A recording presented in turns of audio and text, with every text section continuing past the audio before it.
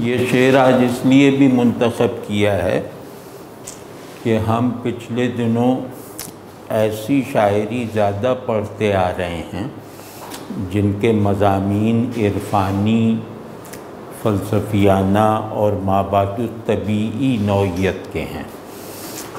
تو ایک فلسفیانہ یا عارفانہ معنویت رکھنے والی شاعری کے لیے پھر یہ کچھ پری کوالیفیکیشنز ہوتی ہیں نا، کہ آدمی فلسفے کا علم اور ذوق رکھتا ہو، میٹا فزکس کا اسے کچھ پتہ ہو، تب وہ جا کے اس شعر سے پوری طرح لطف اندوز ہوگا۔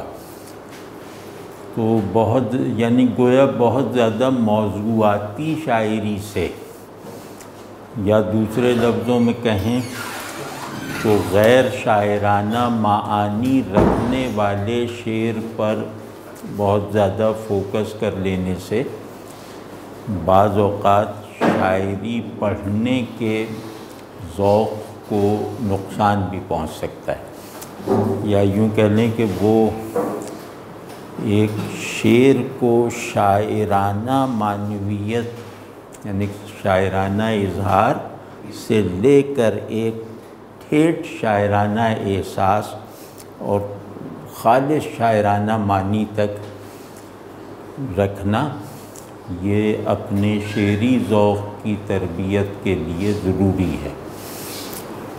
تو آج اسی لیے یہ شعر منتخب کیا ہے کہ اس میں طرز احساس بھی شاعرانہ ہے، معنی بھی شاعرانہ ہے۔ تو اس کو ذرا دیکھتے ہیں کہ بہت دنوں میں تغافل نے تیرے پیدا کی، وہ ایک نگہ جو بظاہر نگاہ سے کم ہے۔ آپ نے دیکھا شعر سنتے ہی جو ہے وہ یوں لگتا ہے کہ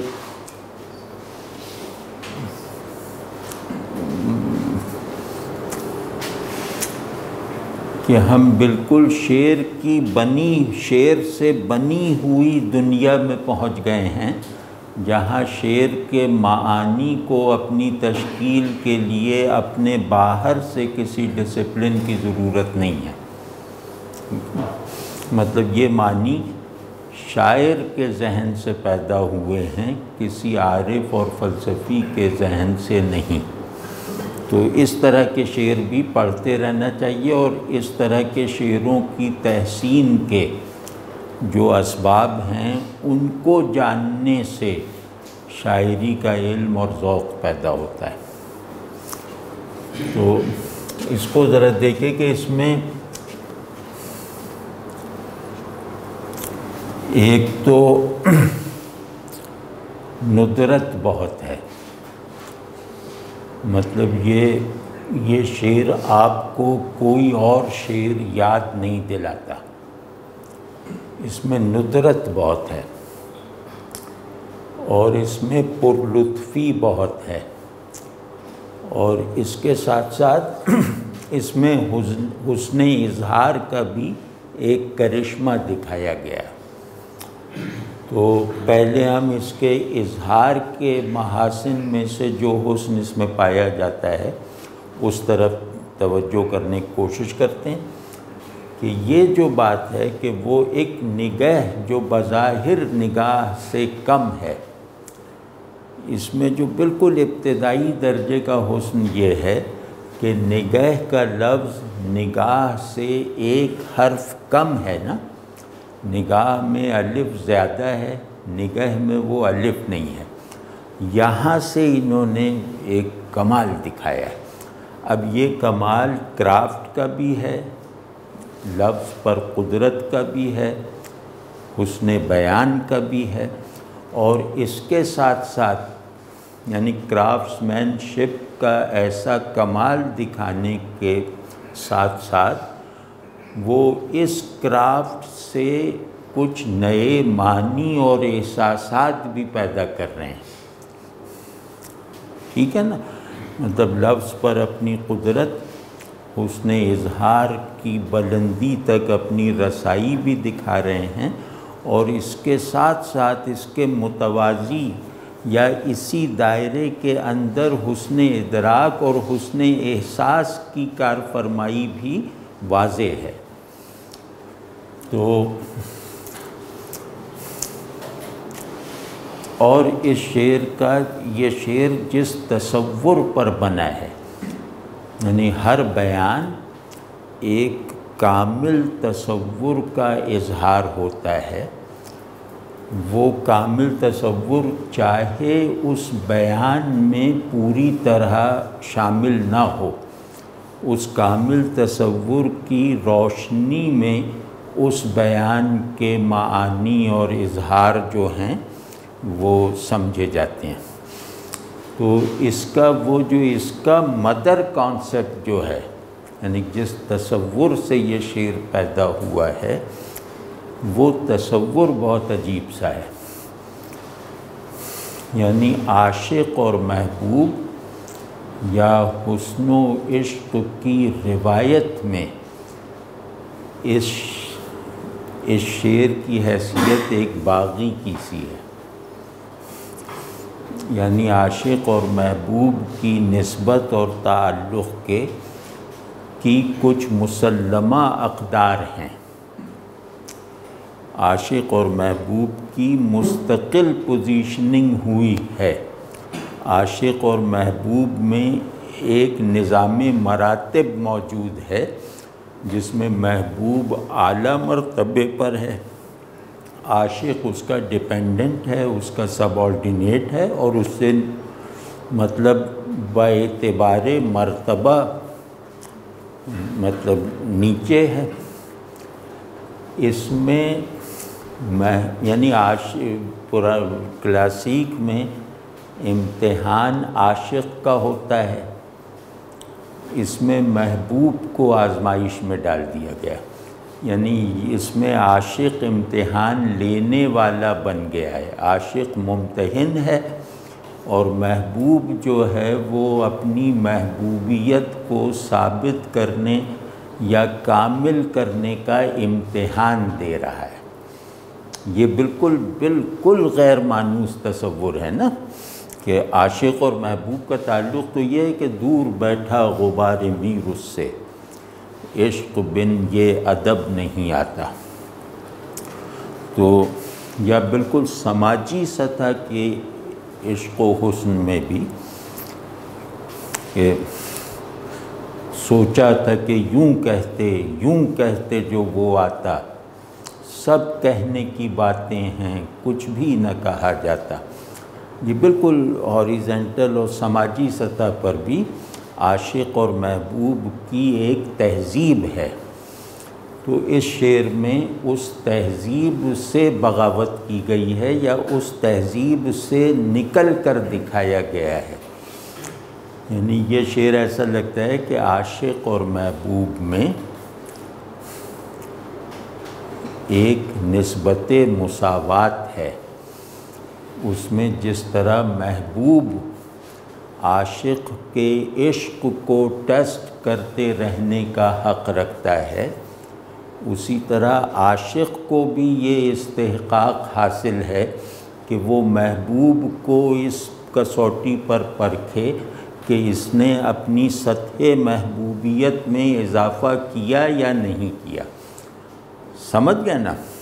تو پرانے محبوب کے ساتھ تعلق میں تو بس اتنا تھا کہ عاشق کسوٹی پہ رکھا ہوا سونا ہے، جس کو بار بار پرکھا جاتا تھا کہ یہ اپنے عشق میں صادق اور کامل ہوا یا نہیں۔ انہوں نے اس پوزیشن پہ محبوب کو ڈال دیا۔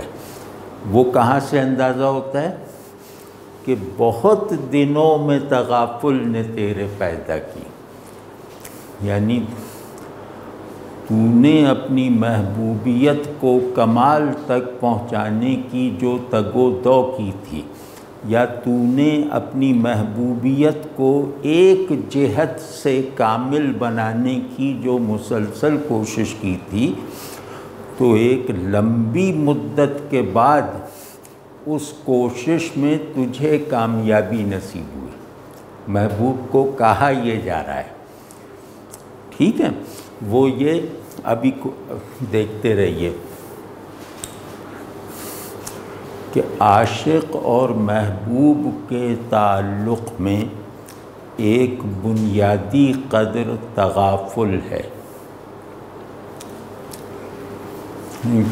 محبوب کی طرف سے تغافل، عاشق کی ذمہ داری یہ ہے کہ یا تو اس تغافل پہ صبر کرے یا اس تغافل کو ختم کروانے کے لیے محبوب سے التجائیں کرتا رہے، یا پھر اس تغافل پر محبوب سے شکوہ کرے۔ یہ تین عاشق کے روایتی کردار ہیں محبوب کے تغافل کے مقابل، ٹھیک ہے؟ تو اب یہ کہ یہاں جو تغافل ہے، یہ تغافل عاشق کے لیے کوئی المیہ حیثیت نہیں رکھتا، یعنی عاشق اور محبوب کے ساتھ تعلق کے کچھ المیہ عناصر بھی کام کرتے رہتے ہیں جو اس تعلق کی تشکیل کے عمل میں ضروری ہیں۔ تو اس میں تغافل ہے، فراق ہے، ستم ہے، تین کیریکٹرز ہیں یا تین المیہ عناصر ہیں جو عاشق کے دل کو المناک رکھتے ہیں۔ فراق ہے، تغافل ہے اور ظلم و ستم ہے۔ جیسے میر کہتے ہیں کہ زیر شمشیر ستم میر تڑپنا کیسا، زیر شمشیر ستم میر تڑپنا کیسا، سر بھی تسلیم محبت میں ہلایا نہ گیا۔ تو ایک عاشق کی اعلیٰ درجے کی ذمہ داری یہ ہے جس کا میر کے یہاں بیان ہوا۔ تو یہاں تغافل کو عاشق اور محبوب کے تعلق کی روایت میں جو کردار حاصل تھا، اس کی جو حیثیت متعین تھی، وہ سب کی سب ختم کر دی گئی ہے اور اس کو بالکل ایک نئے کانٹیکسٹ میں استعمال کیا گیا ہے، اور وہ کانٹیکسٹ ایسا ہے کہ وہ عاشق اور محبوب دونوں کو ری ڈیفائن ہونے پر مجبور کرتا ہے۔ اب یہاں یہ عاشق وہ ہے جو محبوب کے تغافل کو زیادہ اہمیت نہیں دیتا، یعنی محبوب کا تغافل اس کے اندر وہ دکھ نہیں پیدا کرتا جو روایت میں عام تھی، ٹھیک ہے؟ تو یہ گویا یہ تغافل ایسا ہے جو ایک چالاکی کے ساتھ ہے۔ تو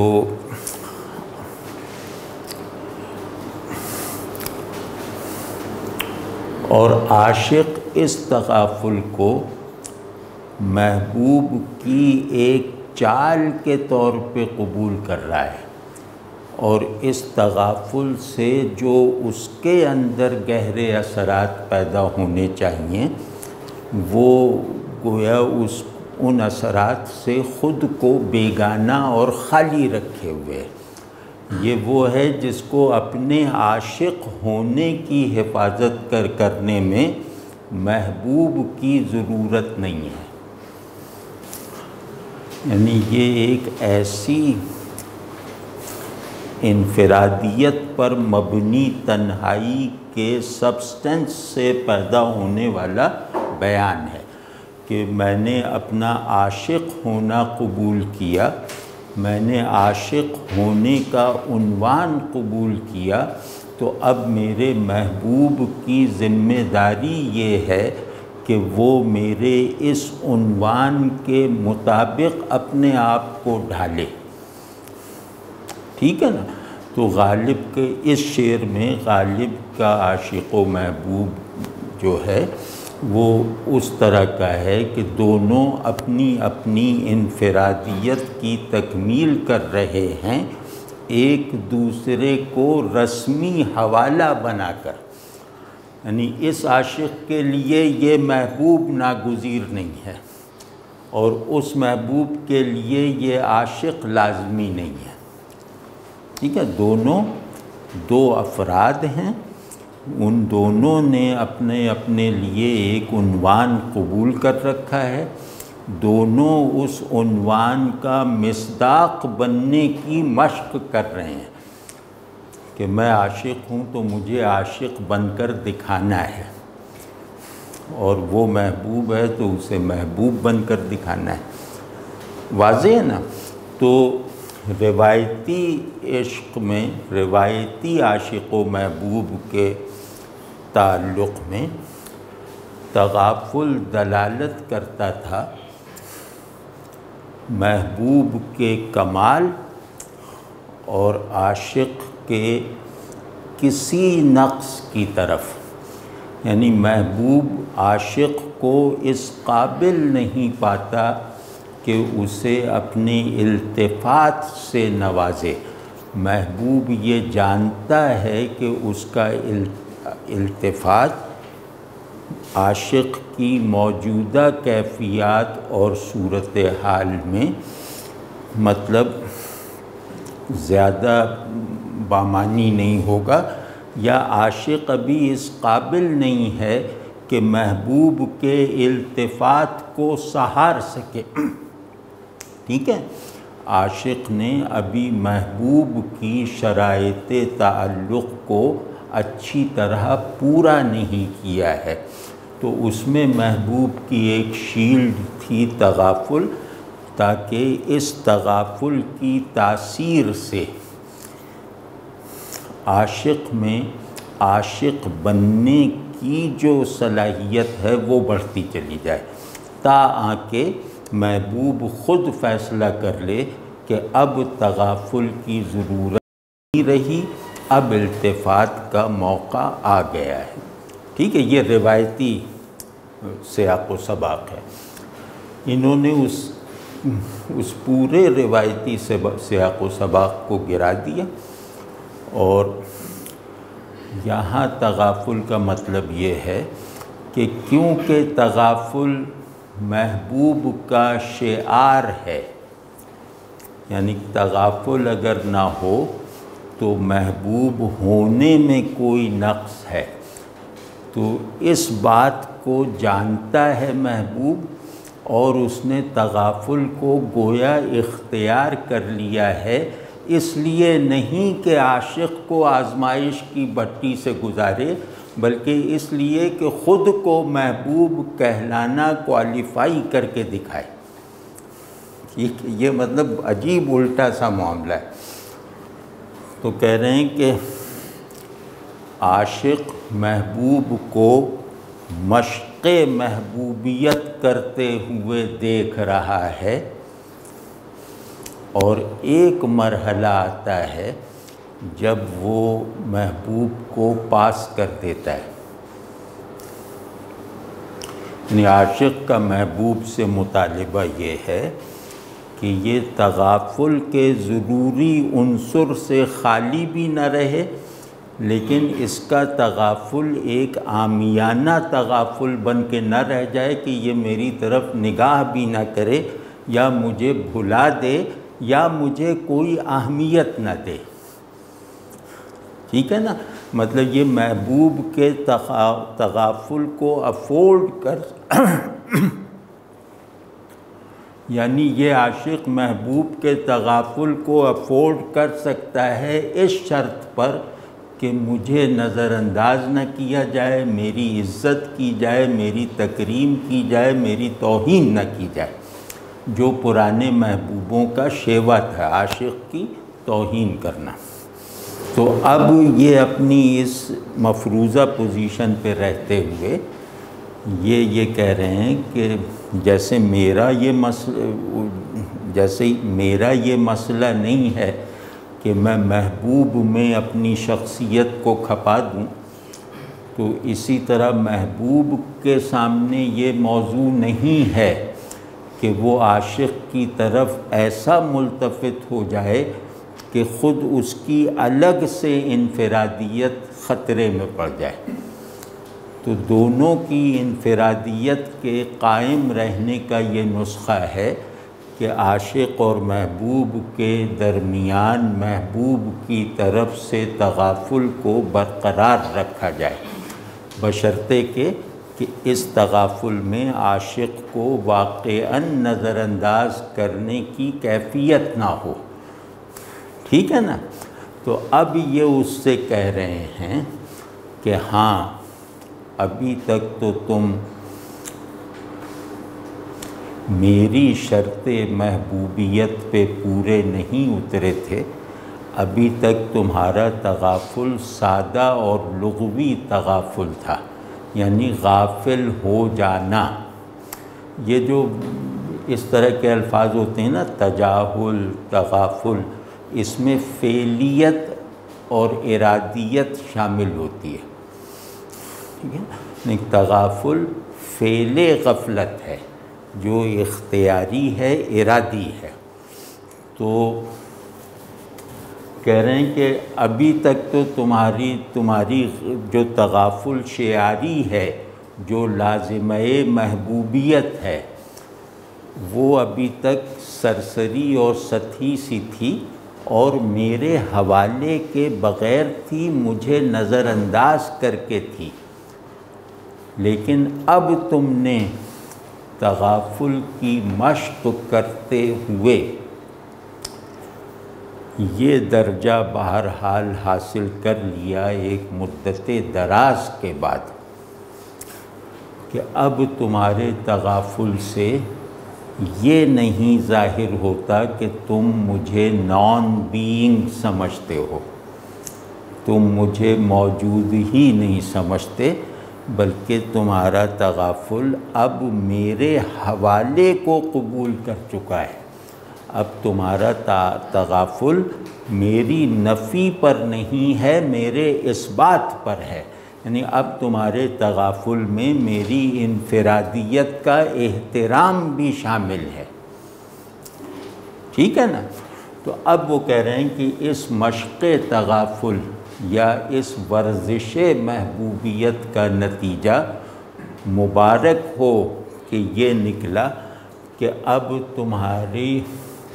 تمہارے تغافل میں میری طرف ایک نظر داخل ہو گئی ہے، یعنی تم ہو تغافل پر کھڑے ہوئے، لیکن اس تغافل میں یہ حوالہ شامل ہو گیا ہے کہ یہ سارا کا سارا عاشق یعنی مجھ سے خاص ہے، یعنی تمہارا تغافل صرف میرے لیے ہے، تمہارے تغافل کی ساری پہچان میں ہوں، تمہاری یہ غفلت کسی اور سے نہیں ہے۔ آپ سمجھیں نا؟ تو اگر غفلت اپنے تمام معانی عاشق سے پیدا کرے، یعنی تغافل کا پورا اسٹرکچر عاشق سے بنے محبوب کے اندر، تو یہ گویا عاشق کی انفرادیت کا آخری درجے کا اس بات ہوا نا۔ تو کہہ رہے ہیں کہ اب تم اس قابل ہوئے ہو کہ تم اپنے تغافل کو مجھ تک محدود رکھ کر میری ذات کو اپنے تغافل کی پہچان اور معنی بنانے پر قادر ہو گئے۔ محبوبیت کا ایک لازمی جوہر ہے عاشق سے تغافل، تو عاشق اپنے محبوب کو یہ خوشخبری سنا رہا ہے کہ تم اس جوہر کو اچھی طرح کنٹین کرنے کے لائق ہو چکے ہو، ایک لمبی مشق کے بعد، بہت دنوں میں۔ تو اس میں ایک آج کا آدمی، جدید مزاج کا آدمی اس کو آسانی سے سمجھ سکتا ہے کہ اب مسئلہ یہ نہیں ہے کہ عاشق محبوب کی شرط پر پورا اترے، اب مسئلہ اتنا نہیں ہے، اب یہ دو طرفہ مسئلہ ہے کہ محبوب کو بھی عاشق کی شرط پر پورا اترنا ہوگا۔ یہ غالب نے موجودہ مزاج عشق یا موجودہ جہان عشق و محبوبیت کا آئین اس وقت بتا دیا ہے، مطلب یہ جدید عاشق ہے۔ تو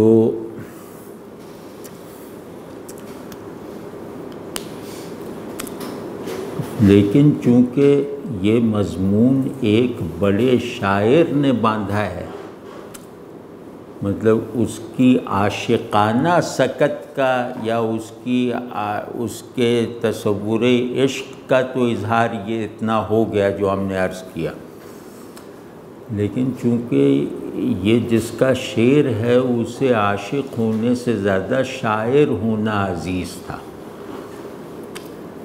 اس کی نظر میں شاعر ہونے کی اہمیت عاشق ہونے سے زیادہ تھی اس کے لیے، تو اپنے عشق کو پوری طرح اپنے مزاج عشق کو بیان کرنے کے بعد اب دیکھیے کہ وہ اپنے بڑے شاعر ہونے کا اظہار کیسے کر رہے ہیں۔ وہ دوسرے مصرعے میں ہے کہ وہ ایک نگہ جو بظاہر نگاہ سے کم ہے۔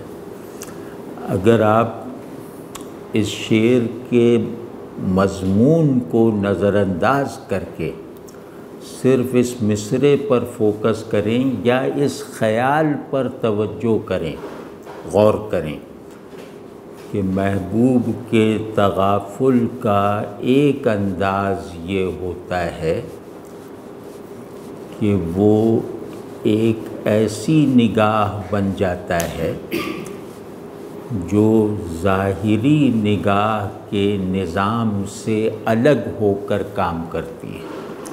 یعنی محبوب کا تغافل اصل میں عاشق پر اس کی ایک مخفی نظر ہے۔ یعنی محبوب کے تغافل میں بھی عاشق اس کے لیے حاضر رہتا ہے، وہ محبوب جو ہے اس عاشق کو حاضر رکھتے ہوئے اپنے لیے خود کو عاشق کے لیے غائب رکھتا ہے۔ تو تغافل کا جو بڑا درجہ ہے نا وہ یہ ہے، تو وہ بڑے درجے کو یہ ایکسپریس کر رہے ہیں، لیکن قوت عشق سے نہیں، قوت خیال سے،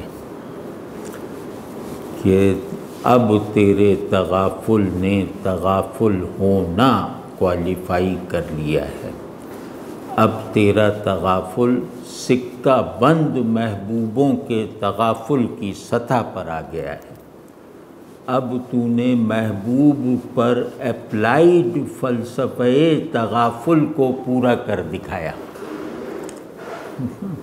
تو وہ یہ ہے کہ اس میں اب وہ نظر پیدا ہو گئی جو مجھے تجھ سے اوجھل نہیں رہنے دیتی، چاہے تجھے مجھ سے غائب رکھے۔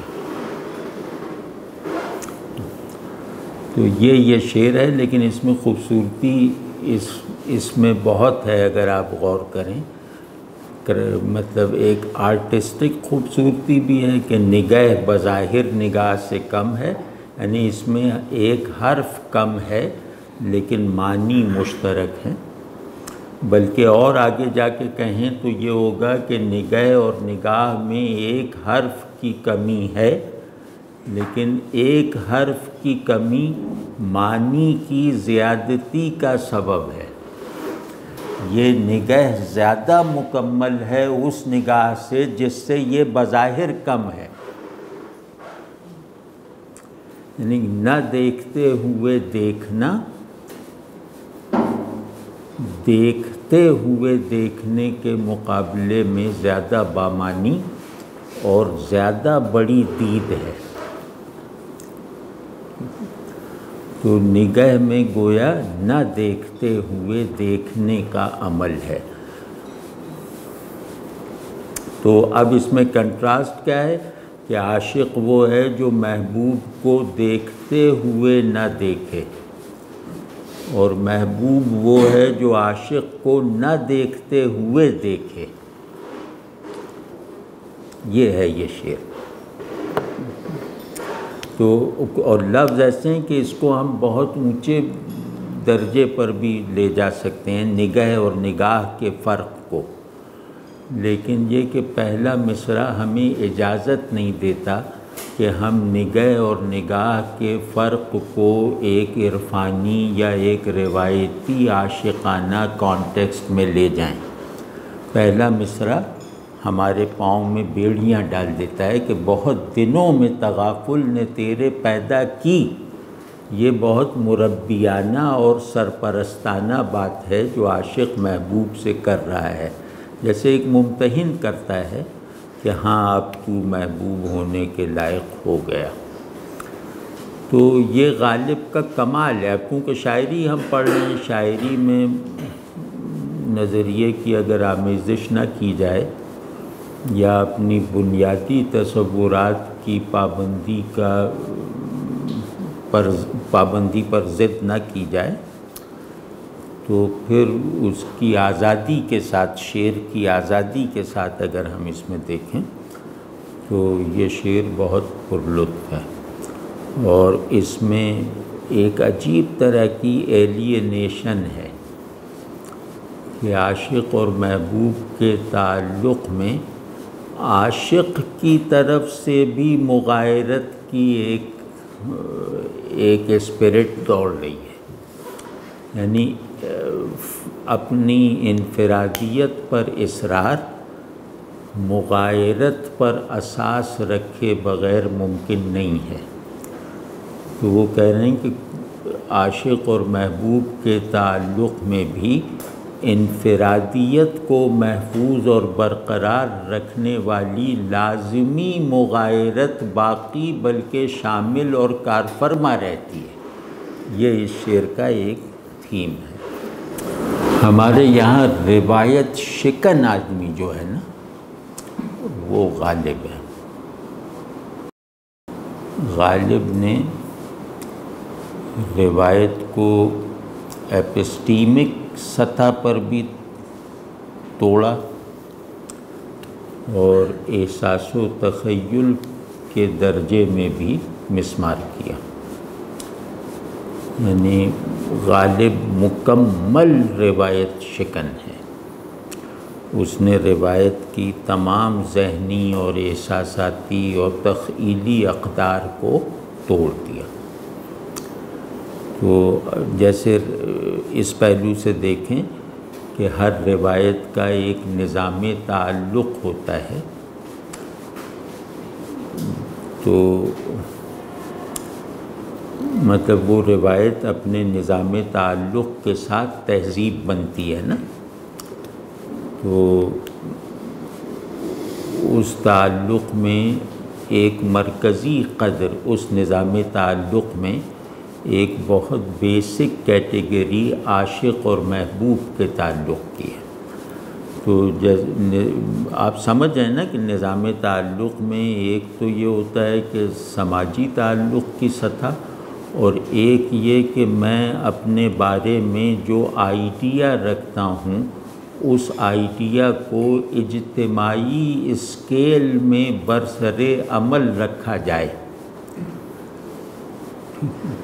تو اس میں ایک بنیادی قدر تھی عاشق اور محبوب کا تعلق، جو اس تعلق کو محض ایک سماجی عمل نہیں رہنے دیتا تھا بلکہ انسان کی مانی ہوئی حقیقت کی مینیفیسٹیشن بن کے رہتا تھا وہ. تو اس کو دیکھے توڑ دیا انہوں نے. آپ سمجھیں نا کہ تعلق کی جو پوری ہائرارکی ہے اس میں سب سے اونچائی پر ہے بندے اور معبود کا تعلق. اس تعلق کے بعد جو دوسرا مرتبہ ہے وہ ہے عاشق اور محبوب کا تعلق. یہ سب تعلق کی تمام اقسام پر حاوی ہے اور ان سے بلند ہے نا. تو جو بنیادی ترین دو قدروں میں سے ایک قدر ہے عاشق اور محبوب کا تعلق، تو اس کو انہوں نے کس طرح غارت کر دیا، مطلب کس طرح توڑ پھوڑ کے دکھا دیا کہ وہ اس میں ایک اس کو میں کیسے کہوں کہ تعلق کے نظام میں نچلی سطحوں پر انفرادیت کو برقرار رکھا جاتا ہے، کیونکہ انفرادیت کو برقرار رکھے بغیر سماجی اجتماعی وحدت نہیں پیدا ہوتی، لیکن تعلق کا جو ایک پیرامڈ ہے نا اونچائی کی جہتوں میں، پھر انفرادیت کا ایثار کیا جاتا ہے، یعنی تعلق کے پائیدان پر اپنے ہونے پر اصرار کیا جاتا ہے اور تعلق کی چوٹی پر اپنے ہونے کا ایثار کیا جاتا ہے۔ تو انہوں نے پائیدان کے لیے درکار جو مزاج تعلق ہے اس کو تعلق کی چوٹی پر مسلط کر دیا کہ جو میرا ایک کلاس فیلو سے تعلق ہے، جو میرا اپنے کولیگ سے تعلق ہے، اس میں میری انفرادیت ایک مرکزی اہمیت رکھتی ہے۔ تو انہوں نے اس تعلق کا کے ذوق کو تعلق کی پوری تفصیلات پر حاوی کر دیا اور یہاں محفوظ رکھی جانے والی انفرادیت کی حفاظت پر اونچائی پر جا کر بھی، چوٹی پر بھی جا کر بھی اصرار کیا کہ جس طرح میں اپنے کولیگ کے سامنے اپنی انفرادیت پر اصرار کروں گا، اسی طرح اپنے محبوب کے آگے بھی اسی انفرادیت پر ثابت قدم رہوں گا۔ تو تعلق کی وہ قوت جو ابتدائی درجوں میں انفرادیت پر قائم رہنے کی قدرت فراہم کرتی ہے، وہی قوت آگے بڑھ کر انفرادیت سے نکل جانے کی طاقت بھی عطا کرتی ہے۔ تو انہوں نے تعلق کی اس حرکت کو انفرادیت کی تشکیل کے عمل تک روک کر پھر تعلق کے اگلے کیریکٹرز پر نافذ کر دیا۔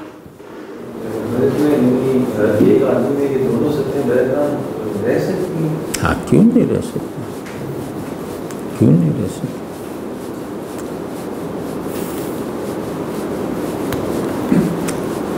کچھ چیزوں سے تعلق اپنی بڑائی کے ساتھ ہوتا ہے، کچھ چیزوں سے تعلق برابری کی بنیاد پر ہوتا ہے۔ یہ دو ابتدائی فیزز ہیں، میں آپ سے بڑا ہوں یا آپ کے برابر ہوں، یہ طے شدہ ہے۔ تو جن چیزوں سے میرا تعلق بڑائی کی اساس پر ہے، میری بڑائی کی اساس پر، وہاں میری انفرادیت کا محفوظ رہنا ضروری ہے۔ وہاں میری انفرادیت نہیں، بلکہ یوں کہنا چاہیے کہ وہاں میری انفرادیت کا ایکٹیو رہنا ضروری ہے، اور جہاں جس درجۂ تعلق پہ متعلق چیزوں میں مساوات درکار ہے، وہاں میری انفرادیت کی حفاظت ضروری ہے۔ لیکن تعلق کا تیسرا درجہ ہے جو چھوٹا بن کر رکھا جاتا ہے، جس کا تقاضا یہ ہے کہ میں اپنے آپ کو اس سے چھوٹا سمجھوں، ٹھیک ہے نا؟ تو چھوٹے ہونے کی پوزیشن لے کر جو تعلق قائم ہوتا ہے، اس میں اپنی انفرادیت کی قربانی دینا ضروری ہے۔ تو آپ سمجھ رہے ہیں نا؟ تو عاشق اور محبوب کا جو تعلق ہے وہ چھوٹے اور بڑے کا تعلق ہے، وہ محتاج اور دینے والے کا تعلق ہے۔ تو غالب نے اس کو اس اصول پر ماننے سے انکار کیا، کم از کم اس شعر میں۔ انہوں نے کہا نہیں، محبوب اور عاشق کا تعلق بھی برابری کے اصول پر ہے، جیسا کہ میرا اپنے ہمکاروں کے ساتھ، ہم عمروں کے ساتھ تعلق ہوتا ہے۔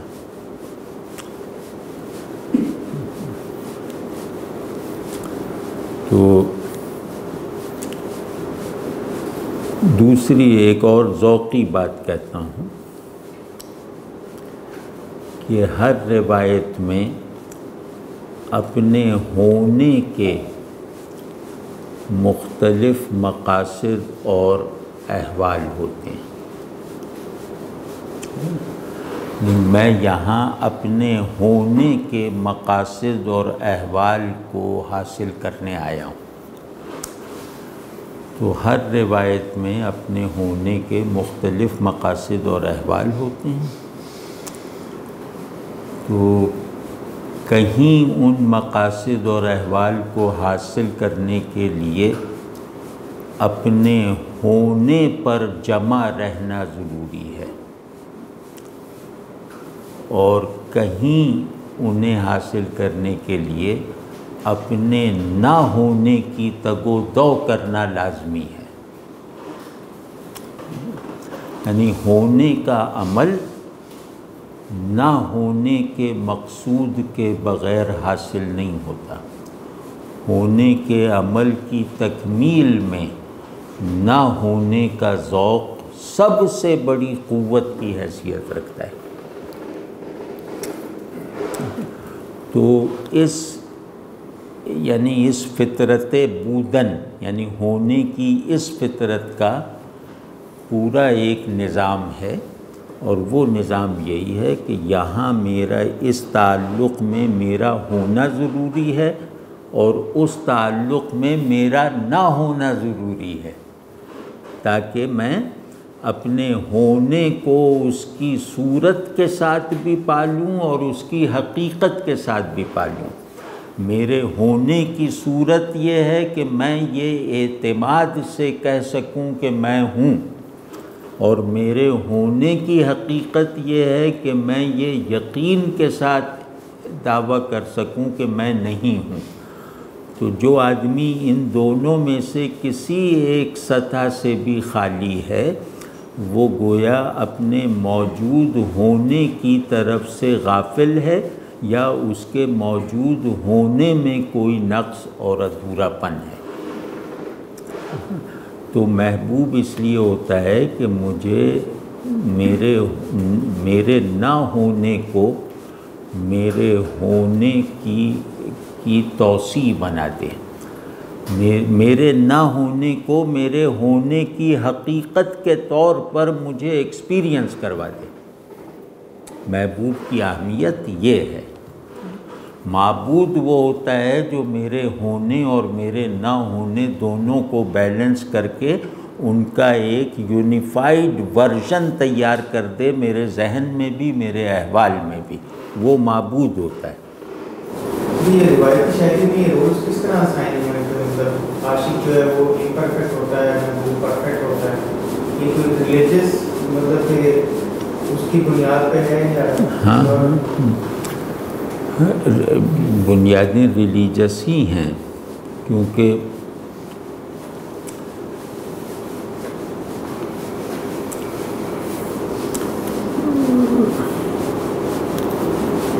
محبت جیسے ہماری روایت میں سرنڈر کر دینے کا نام ہے۔ حب ہے نا، حب کا لفظ، حب کے لفظی معنی ہیں پیالے کا چھلک پڑنا، یعنی میں خود اپنی ہی گرفت سے باہر نکل جاؤں، یا میرا ہونا کسی اور کے ہونے پر ڈیپینڈنٹ ہو جائے۔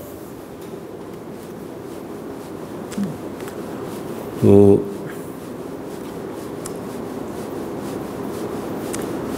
یہ روایت کہتے ہی اسے ہیں کہ اس کے ذہنی، اخلاقی، جمالیاتی اقدار طے شدہ ہوتی ہیں.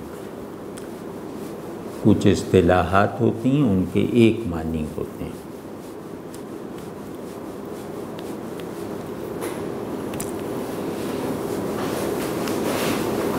اب غالب بندے اور معبود، یہ تو عاشق اور محبوب کے تعلق کی روایتی صورت کا انہدام اس شعر میں ہے. اب بندہ و معبود جو تعلق کی آخری چوٹی ہے، اس پہ وہ کہ بندگی میں بھی وہ آزاد و خود بھی ہیں کہ ہم الٹے پھر آئے در کعبہ اگر وا نہ ہوا. یہاں بھی اپنی انفرادیت پہ اصرار ہے نا، کہ آزادہ کا مطلب یہ ہے کہ مجھے اپنے آپ کو ڈیفائن کرنے کے لیے کسی اپنے باہر کی کسی چیز کی ضرورت نہیں ہے. اور خود بھی کا مطلب یہ ہے کہ میں اپنی انفرادیت کی طرف سے غافل نہیں رہتا.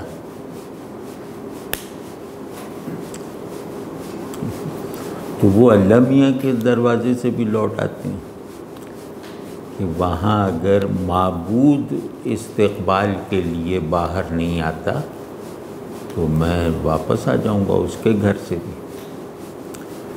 تو غالب کے یہاں جدیدیت اپنے ذہنی اور اخلاقی مزاج کے ساتھ داخل ہو گئی تھی. وہ خود جدیدیت کو اتنا نہیں سمجھتے تھے ہوں گے، کیونکہ لیکن یہ کہ جدیدیت کی روح بہرحال ان میں سما گئی تھی، اور یہ ان کی کسی شخص کی ریسیپٹیوٹی کا ایک اعلیٰ نمونہ ہوتا ہے کہ تاریخ کا اگلا مرحلہ قبل از وقت اسے سجھائی دینے لگے یا اس نئے مرحلے سے مناسبت رکھنے والی سائیکی اور مزاج اس میں پیدا کر دے. اس لحاظ سے غالب بہت منفرد ہیں. تو بلکہ ان کے یہاں الٹا نظام ہے کہ یہ معبود کے آگے آزاد و خود بھی ہیں، محبوب کے لیے ممتحن ہیں، ایگزامینر ہیں. لیکن بہادر شاہ ظفر کے قصیدے لکھیں گے، نواب کلب علی خان کے قصیدے لکھیں گے. تو اپنی انفرادیت جہاں برقرار رکھنی چاہیے وہاں قربان کر دیتے ہیں، اور جہاں قربان کرنی چاہیے وہاں برقرار رکھتے ہیں. کیونکہ کوئی نہ محبوب ہے نہ معبود ہے، یہ تکلفات ہیں. ان کے سامنے، مفروضوں کے سامنے انفرادیت برقرار رکھنا آسان ہے، اور ٹھوس کیریکٹرز کے آگے انفرادیت برقرار رکھنا مشکل ہے. تو انہوں نے انفرادیت کی حفاظت کا آسان نسخہ نکالا کہ محبوب بھی ذہنی ہے، معبود بھی ذہنی ہے. محبوب بھی تخیل ہے، معبود بھی تصور ہے. تو اس کے آگے ظاہر ہے آپ اپنی انفرادیت پہ اصرار کر سکتے ہیں. یعنی محبوب نہ ہونا محبوب اور معبود کی پراپرٹی بنا دیا، ہونے کے ساز و سامان پہ خود کو قابض رکھا. بس یہ انفرادیت کی برقراری کا راستہ ہے.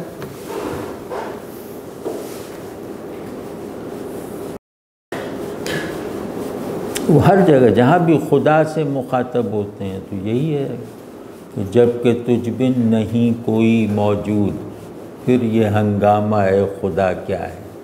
یعنی کہ اللہ میاں کو کٹہرے میں کھڑا کر دینا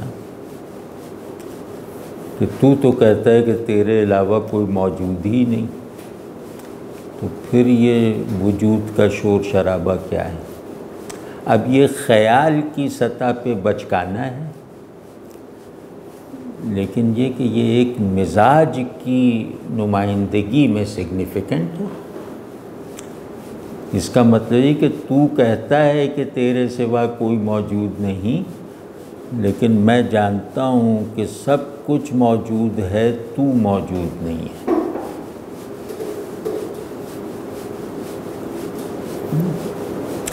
تو وہ کیا ہے کہ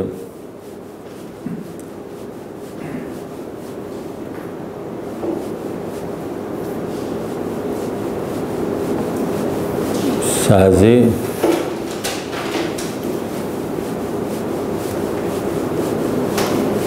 کیا نفع عبادت معلوم ان کے قصیدے کا وہ ہے، درد یک ساغر غفلت ہے چے دنیا و چے دین۔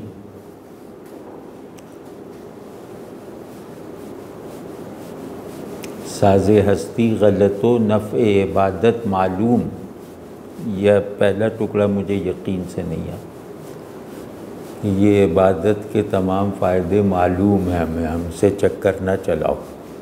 صورتحال یہ ہے کہ درد یک ساغر غفلت ہے چے دنیا و چے دین، کہ غفلت کے شراب کی تلچھٹ ہے، چاہے وہ دنیا ہو یا دین ہو۔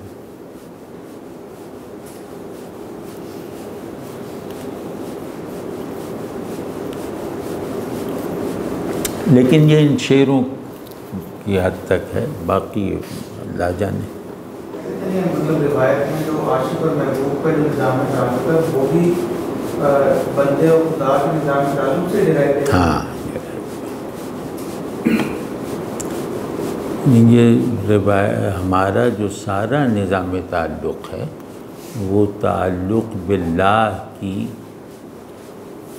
مختلف المراتب تفصیل ہے،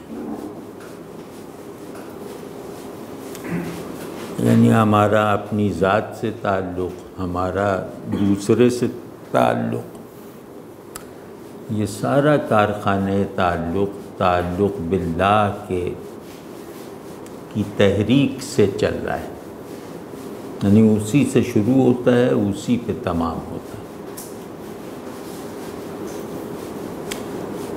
تو تعلق باللہ کے ڈائریکٹ دو مظاہر بڑے ہیں اور باقی مظاہر عملی ہیں، دو مظاہر اقداری اور اصولی ہیں، باقی مظاہر عملی اور متنوع ہیں، یعنی بدلتے رہتے ہیں۔ تو ایک بندہ و معبود کا تعلق یہ ڈائریکٹ مظہر ہے تعلق باللہ کے آئیڈیا کا، اور ایک عاشق و محبوب کا تعلق جو ڈائریکٹ مظہر نہ صحیح لیکن بس آخری چوکی ہے تعلق باللہ کی سرحد میں داخل ہو جانے کی، یعنی تعلق باللہ کی انتہائی کوالیفیکیشن عاشق بننا ہے۔ تو اس کی خیر تفصیلات ہیں، وہ دوسری وہ شاعرانہ کم ہیں، لیکن یہ کہ محبوب وہ ہے جو اللہ کو محبوب بنا دے۔ تو دونوں پابند ہیں اس تعلق کے، عاشق اور محبوب، مطلب محبوب اپنی ذات میں بندہ بھی ہو تو بھی وہ کوالیفائڈ محبوب یا قابل محبت محبوب اسی وقت ہوگا جب وہ اللہ کو محبوب بنانے کا ذریعہ بن جائے۔ تو اب آپ دیکھیں نا کہ محبوب ہو یا عاشق، مطلب دو کیریکٹرز کے طور پہ، ان دونوں کو خود کو نثار کرنا ہے۔ اس محبوب کو اللہ کی محبوبیت کا چینل بننا ہے، اس عاشق کو اللہ سے محبت کا امیدوار، کامیاب امیدوار بننا ہے۔ یہ غزل کی جو ہم نے دیکھی کہ مخالفت بھی ہوئی شروع ہوئی، جیسے کہا گیا کہ اس میں بکھراؤ ہے، اس میں ایمانی نہیں ہوتے، اس لیے نرم ہے۔ اس کی ہم دیکھتے ہیں کہ اس سے پہلے کلونیل ماڈرنٹی سے پہلے یہ معنی آفرینی اور زیادہ معنی اس میں ہونا ایک اس کا بس سمجھا جاتا تھا، لیکن آہستہ آہستہ وہ ایپ سمجھا جانے لگا. اس کی کیا سگنیفیکینس ہے کہ اس دور سے پہلے اس کو ایک بس سمجھا جا رہا ہے، خوبی سمجھا جا رہا ہے؟ ہاں، کیونکہ اس میں کثرت جو ہے نا، ڈائیورسٹی، وہ وحدت سے کے اجزاء کا نام تھی. تو وحدت کے دائرے میں نظام کثرت چلتا تھا. اب وہ دائرہ ٹوٹ گیا ہے. اب کثرت کے تمام عناصر جو ہیں وہ ایک دوسرے سے مربوط ہو کر اپنی ٹرانسینڈنٹ یونٹی کی طرف اشارہ کرنا چھوڑ چکے ہیں. اس وجہ سے، اور دوسرے اس کا جو سائیکولوجیکل سبب ہے نا، وہ وہی ہے جو میں ابھی کہنے کی کوشش کر رہا تھا، وہ ہے اپنی انفرادیت پر اصرار. انفرادیت کبھی اسٹیبلش نہیں ہو سکتی جب باہر انتشار نہ ہو. باہر سب چیزیں مربوط ہوں تو آپ ان چیزوں میں سے ایک چیز ہیں. تو انڈیویجویلٹی کا پودا کیاس کی آب و ہوا میں پروان چڑھتا ہے.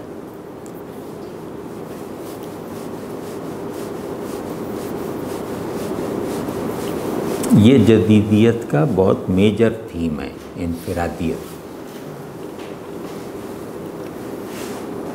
لیکن اب جس مرحلے پہ ہمیں اب صورتحال جدیدیت کی سچویشن سے بھی نکل چکی ہے.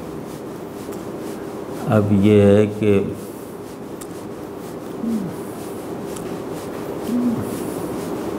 انفرادیت بائیولوجیکل ہو گئی ہے، مینٹل نہیں رہی. جدیدیت میں کم از کم انفرادیت مینٹل تھی، مورل تھی. اب یہ بائیولوجیکل ہو گئی ہے اور جبری ہو گئی ہے. یعنی آدمی نہ اس کی حفاظت کی طرف سے حساس ہے، نہ اس کی ٹوٹ پھوٹ سے پر مغموم ہے. وہ خود کو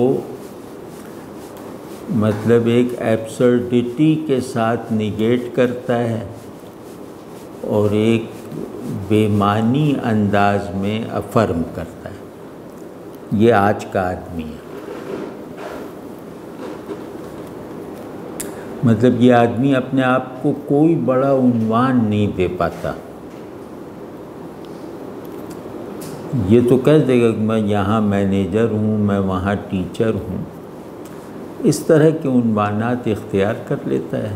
یہ ایک طرح سے آدمی گویا اپنے آپ کو بائیولوجیکل بینگ کی سطح پر اتارنے کے درپے ہو چکا ہے. ایک تھنکنگ بائیولوجیکل بینگ.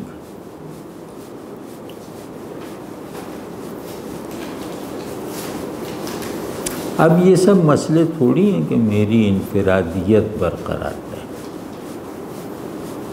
وہ انفرادیت برقرار رکھنی تو ہیئر اسٹائل بدل لیجئے، کپڑوں کا ڈیزائن بدل لیجئے. بس انفرادیت کے ٹولز یہ رہ گئے ہیں. یہ تھوڑی ہے کہ میں کوئی نیا خیال باندھ کے دکھاؤں، میں کوئی نئی بات ڈھونڈ کے نکالوں، یا میں اپنی وجودی بلندی کو اسٹیبلش کر کے دکھاؤں موجودہ سطح موجودیت سے. انفرادیت اصل میں تو یہ ہے نا.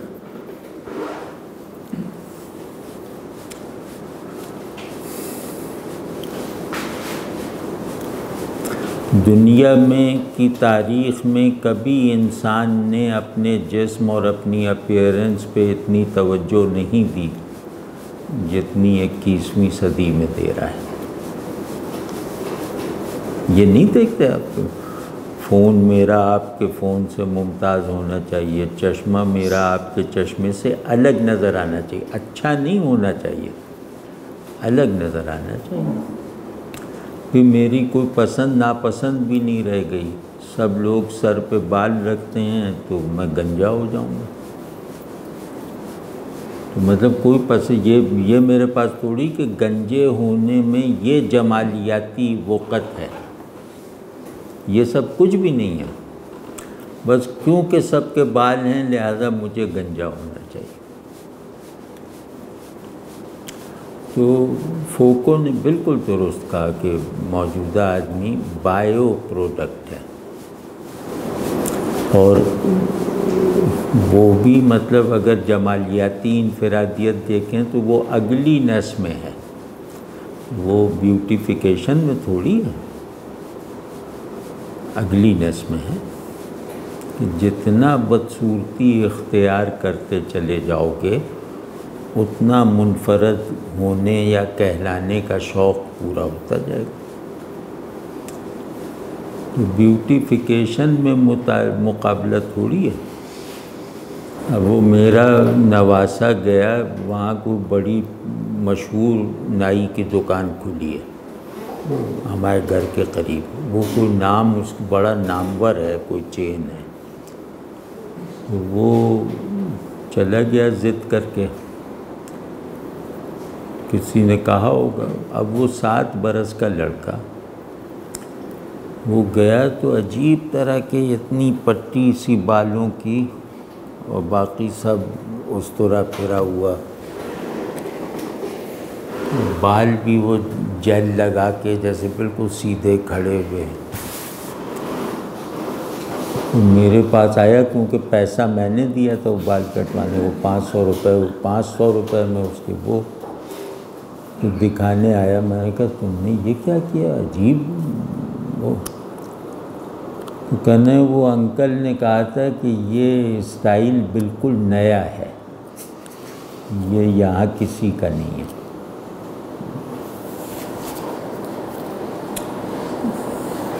اب اس نے ساری وہ ٹریننگ لی ہوئی ہوگی بال کاٹنے کی، یہ وہ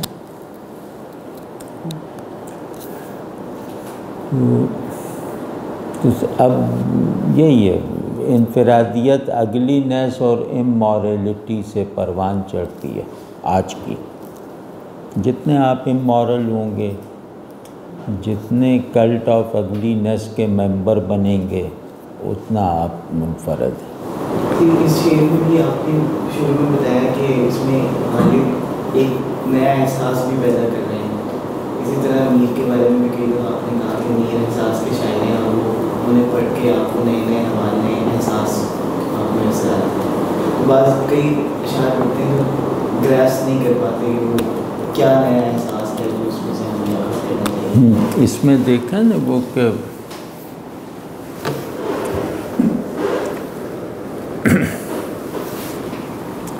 عاشق اور محبوب کے تعلق میں عاشق کے ریفرنس سے احساس تصور پر غالب ہے، یعنی عشق کہتے ہی شدت احساس کو ہے نا، تو عاشق اور محبوب کے درمیان تعلق کی احساساتی بناوٹ کو اس شعر میں بدلا گیا ہے نا، وہ تبدیلی گویا احساس کی تبدیلی ہے، تصوراتی بنا دیا ہے۔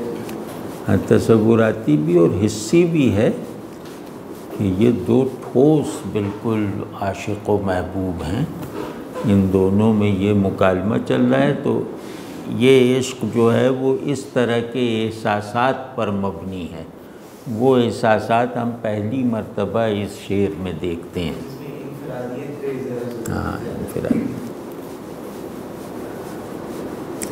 غالب انفرادیت کی تشکیل میں ذہنی اور احساساتی عناصر دونوں شامل رکھنے کے چیمپئن ہیں۔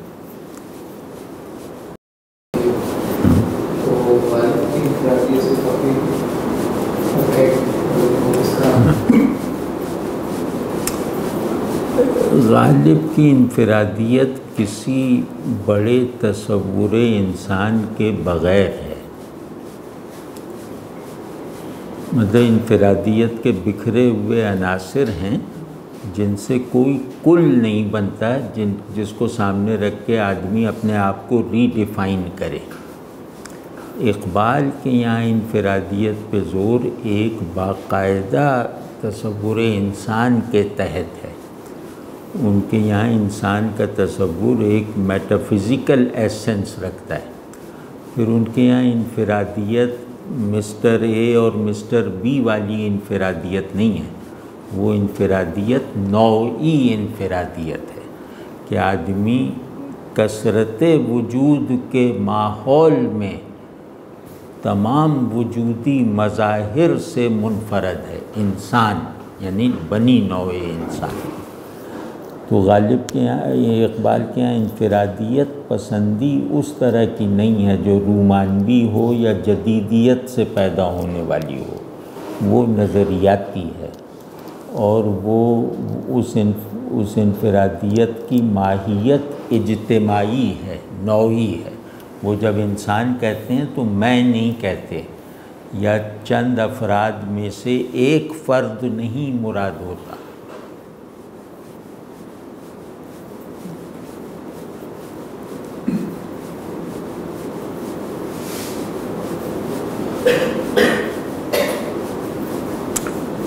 ورنہ جو شاعرانہ ماحول ہے نا عاشق اور محبوب کا، جیسے ان کا شعر ہے، ایک شاعرانہ دنیا ہے نا عاشق اور محبوب کی، جس میں محبوب بھی انسان ہے، عاشق بھی آدمی ہے.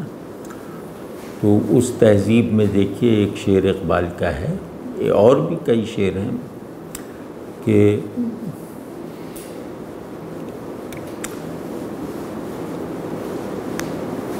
عروس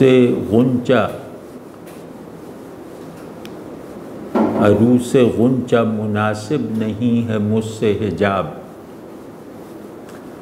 کہ میں نسیم سحر کے سوا کچھ اور نہیں. اب اس میں انفرادیت بھی شامل کر دی عاشق کی، اور اس کے علاوہ انفرادیت کو ایثار کر دینے کا پہلو بھی داخل کر دیا کہ نسیم سحر کی انفرادی حیثیت یہ ہے کہ غنچے کی کھلنے کے عمل میں وہ شریک ہے، یعنی محبوبیت کی تکمیل میں عاشق شریک ہے. اور ایثار یہ کہ نسیم سحر تو اسے چھو کے گزر جائے گی. نسیم سحر اصرار نہیں کرے گی اس کو اپنے احاطے میں لینے کا، اسے اپنی ملکیت بنانے کا. عروس لالا مناسب نہیں ہے مجھ سے حجاب، کہ میں نسیم سحر کے سوا کچھ اور نہیں.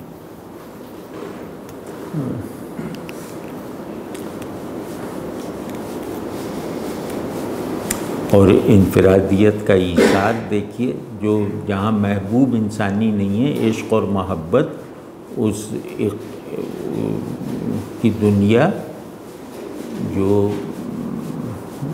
جو مابعد طبیعی تناظر رکھتی ہے کہ دو عالم سے کرتی ہے بیگانہ دل کو، عجب چیز ہے لذت آشنائی.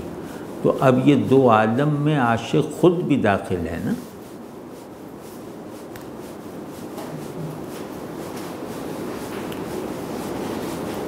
تو ان کی انفرادیت دوسری طرح کی ہے. اقبال کے عام پرابلم پیدا ہوتا ہے خدا کے حوالے سے. اقبال خدا کے حضور میں اپنی خودی کو قائم رکھنے پر جو اصرار کرتے ہیں وہ غیر روایتی ہے.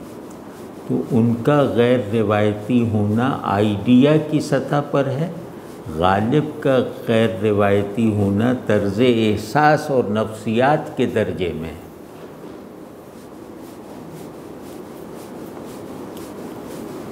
فارغ تو نہ بیٹھے گا محشر میں جنوں اپنا، یا اپنا گریباں چاک یا دامن یزداں چاک. فارغ تو نہ بیٹھے گا محشر میں جنوں میرا، یا اپنا گریباں. نہ دیکھا خودی کی خلوتوں میں گم رہا میں. یہ قطعہ ہے اقبال کا. خودی کی خلوتوں میں گم رہا میں، قیامت میں تماشا بن گیا میں.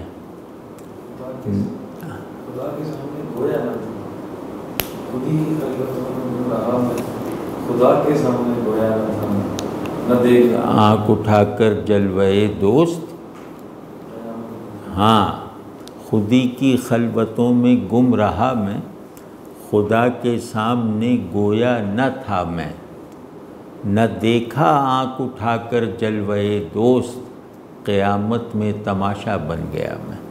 یعنی میں نے خود کو دیکھنے کے لیے خدا کو نظر انداز کیے رکھا۔